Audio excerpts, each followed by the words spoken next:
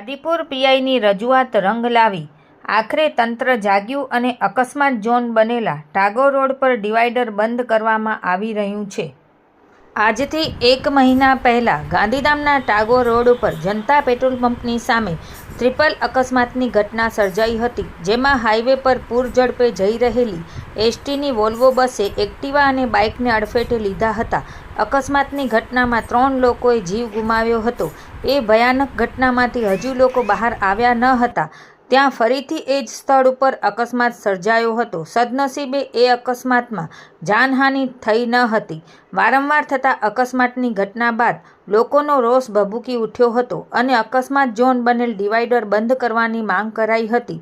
આ બાબતે Adipur PI MC વાળાએ જાતેથી રસ દાખવી ડિવાઈડર બંધ કરવા રજૂઆત કરી હતી. જ્યારે આજ રોજ અકસ્માત ઝોન બનેલા રોડ ઉપર સવારથી ડિવાઈડર બંધ કરી આ કટ કાયમી ધોરણે બંધ કરવાની કામગીરી હાથ ધરવામાં આવી રહી છે.